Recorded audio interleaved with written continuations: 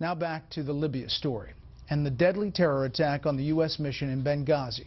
Timing, what the administration knew and said, and when it knew and said it, is really at the crux of this entire story.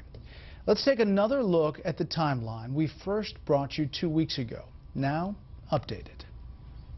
August 2012, an unclassified report called Al-Qaeda in Libya, a profile compiled by the Defense Department's Combating Terrorism Office and the Library of Congress, states that under the direction of Al-Qaeda's senior leadership, Al-Qaeda affiliates in Libya, Al-Qaeda in the Islamic Maghreb, or AQIM, and Ansar al-Sharia are gaining strength, are likely joining forces, and are, quote, currently in the expansion phase. September 5th and 6th, at their convention in Charlotte, Democrats touted a crippling of Al-Qaeda.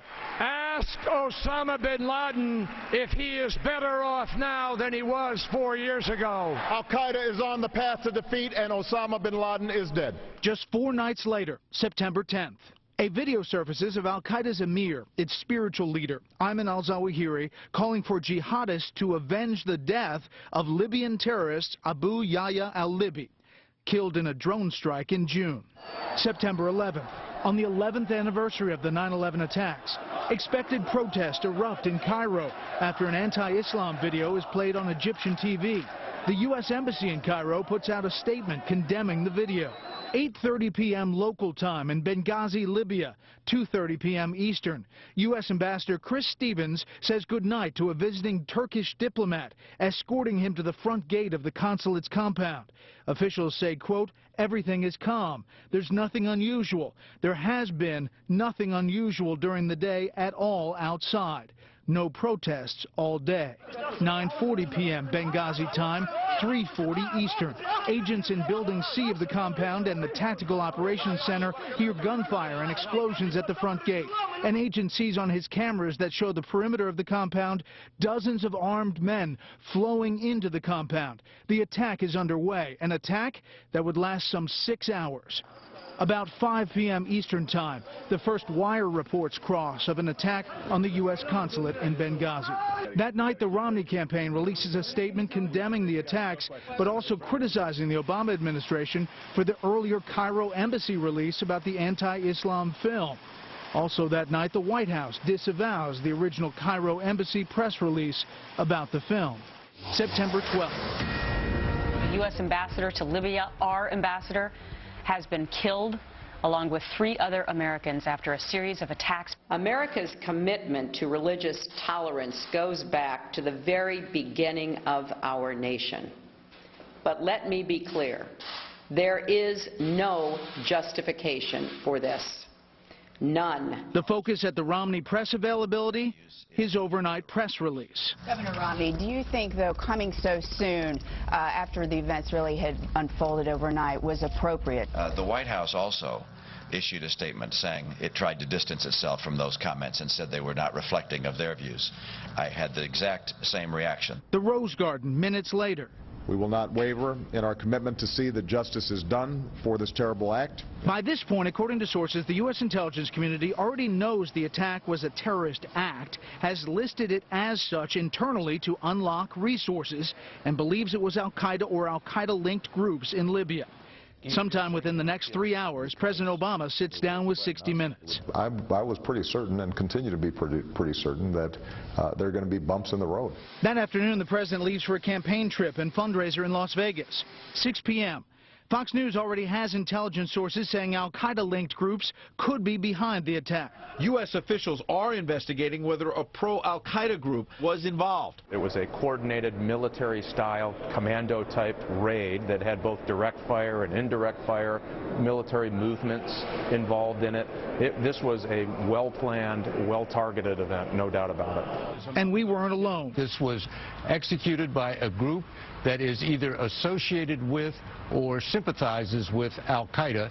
Roughly 9 p.m. President Obama mentions the Libya attack, but spends most of his time campaigning. Now, because Nevada is a battleground state, you are aware that we've got an election going on. From Nevada, the president goes on to campaign in Colorado. September 13th at the State Department. Questions about security. We did evaluate the threat stream and we determined that the security at Benghazi was appropriate for what we knew. And another statement about the anti-Islam video. There is no justification, none at all, for responding to this video with violence. September 14th. The unrest around the region has been in response to this video. We do not, at this moment, have information to suggest or to tell you that would indicate that any of this unrest was pre-planned. The President and Secretary of State greet the bodies of the fallen at Joint Base Andrews. We've seen rage and violence directed at American embassies over an awful internet video that we had nothing to do with. It is hard for the American people to make sense of that because it is senseless. Later that day on Capitol Hill. That it's pretty obvious that there's very likely that there was a terrorist organization that affiliated with Al-Qaeda. It was in Benghazi that had at least some role in this attack. September 16th, U.S. Ambassador to the United Nations Susan Rice goes on 5 Sunday talk shows. In fact, this was not a pre-planned, premeditated attack. That what happened initially was it was a spontaneous reaction to what had just transpired in Cairo as a consequence of the video. And then as that unfolded, it seems to have been hijacked. What we think then transpired in Benghazi is that opportunistic extremist elements came to the consulate as this was unfolding. We believe that it looks like extremist elements, individuals joined in that effort with heavy weapons. Remember, State Department officials on that conference call October 9th confirmed there were no protests outside the Benghazi consulate before the attack. 0. And, quote, everything was calm from video surveillance and security officials there. September 17th, Fox first reported the no protest development the day after Rice's appearances, 6 days after the attacks. An intelligence source on the ground in Libya tells Fox there was no protest and the attacks were not spontaneous, the intelligence source said, adding the Libyan attack was planned and had nothing to do with the movie. September 17th. Simply on the basis of what Ambassador Rice has publicly disclosed, does the United States government regard what happened in Benghazi as an act of terror? Again, I'm not going to put labels on this until we have a complete investigation, okay? So you don't regard it as an act of terrorism? I don't think we know enough. I don't think we know enough. Okay. September 18th on the David Letterman Show. Is this an act of war? Are we at war now? No. What happens here? Well, here's what happened. You had a video that was released by somebody who lives here, sort of a shadowy character, who is an extremely offensive video directed at Muhammad and Islam. Making fun of the Prophet Muhammad. Making fun of the Prophet Muhammad. And so this caused great offense in much of the Muslim world. But what also happened was extremists and terrorists used this as an excuse to attack a variety of our embassies, including the consulate in Libya. September 19th on Capitol Hill, the head of the National Counterterrorism Center, the only administration official to testify so far. Question, I would say yes. They were killed in the course of a terrorist attack on our embassy. Meantime, CNN had recovered Ambassador Stevens' journal at the consulate. That the ambassador specifically mentioned the rise in Islamic extremism, the growing al-Qaeda presence in Libya, and said he was on an al-Qaeda hit list. September 20th. Yesterday, the head of the National Counterterrorism Center is up on Capitol Hill, open hearing, says it is terrorism, it was a terrorist attack. There were developments yesterday, let alone what we reported. Just put that aside. This is the New York Times. There was not one story in the New York Times about Libya, let alone the terrorism angle. There's not a story in here about Libya.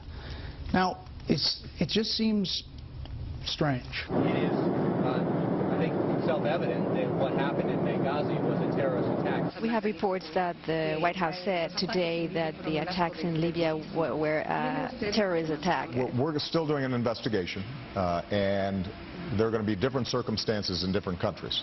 And so I don't want to speak to something until we have all the information. September 21st. What happened in Benghazi was a terrorist attack. September 24th. Then I heard Hillary Clinton say that it was an act of terrorism. Is it? What do you say? Well, we're still doing an investigation. There's no doubt that the kind of weapons that were used, the ongoing assault, that it wasn't just a mob action. September 25th at the United Nations. There are no words that excuse the killing of innocents. There's no video that justifies an attack on an embassy. Al-Qaeda in the Islamic Maghreb and other groups have launched attacks and kidnappings from northern Mali into neighboring countries.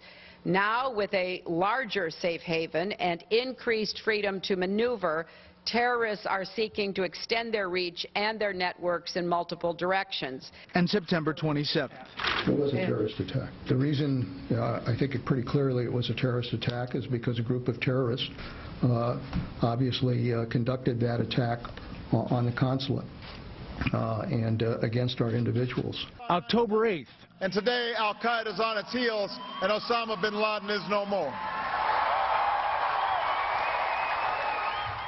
More sound was obviously added after that hearing today on Capitol Hill.